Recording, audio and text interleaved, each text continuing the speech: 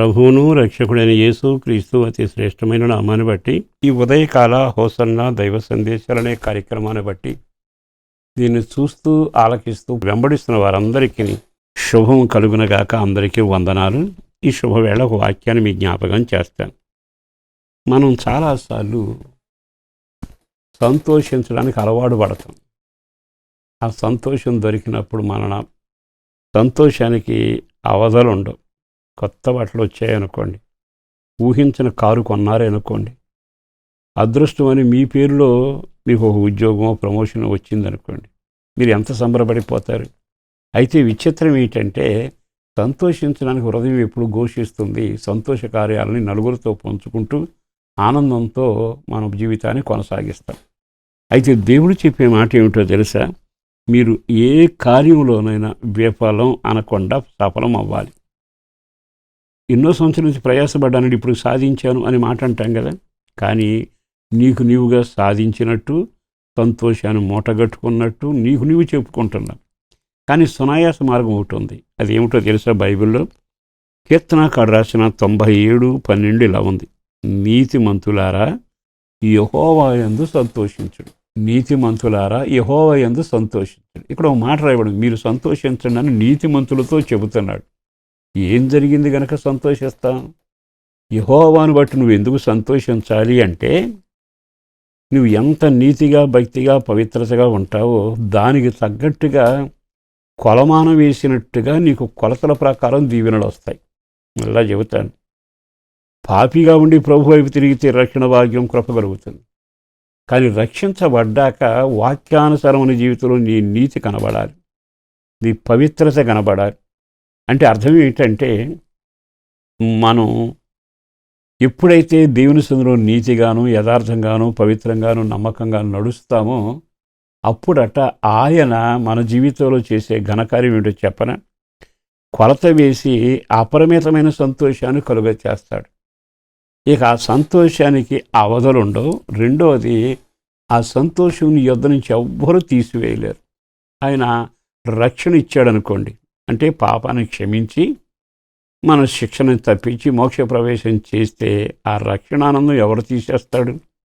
ఎంతకాలం సంతోషిస్తావు? నువ్వు ఆత్మచేత నింపబడ్డావనుకోండి, ఆహా శరీరం మీద నాకు జయం కలిగింది అంటూ ఆత్మలో ఆనందిస్తావు. ఫలాలు కూడా ఫలిస్తూనే ఉంటావు. అంటే ఆత్మ నీలో కుమ్మరించబడ్డప్పుడు సంతోషం, నీకు రక్షణ భాగ్యం కలిగినప్పుడు సంతోషం.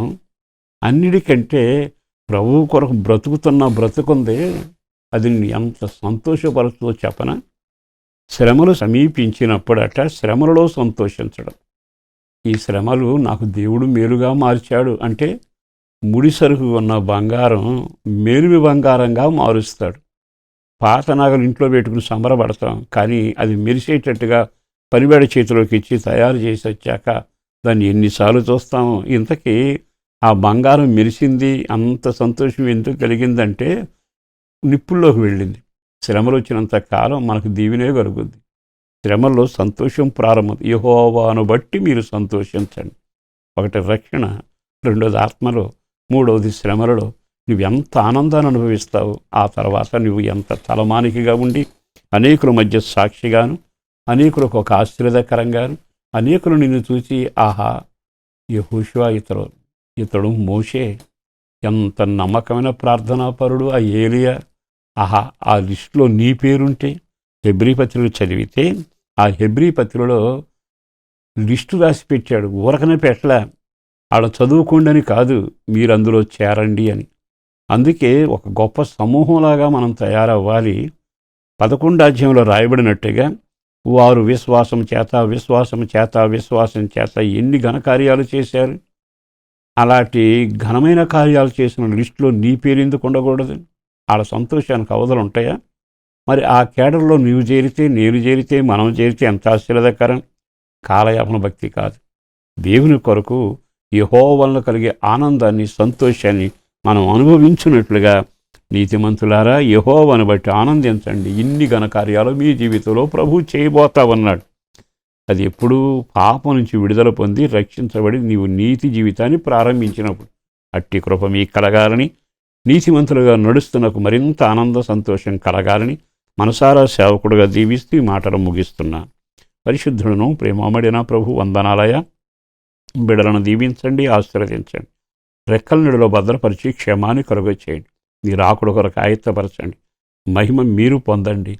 కుటుంబాన్ని, బిడ్డలను, చదువులు, ఉద్యోగ, వ్యాపార, వ్యవసాయాలు, పెద్దవారికి ఆరోగ్యం, పసిపిల్లల క్షేమం, గర్భిణీ స్త్రీలకు సుఖప్రవస్థితి, సంతానం లేని వారి పట్ల కార్యాలు, ప్రార్థన, పరిచర్య, కృపలో పేరు పేరున చేస్తున్న పనిలో కూడా నీ హస్తం తోడుగా ఉంచి దీవెనకరంగా చేయుమని యేసు పేరట వేడుచున్నాం తండ్రి.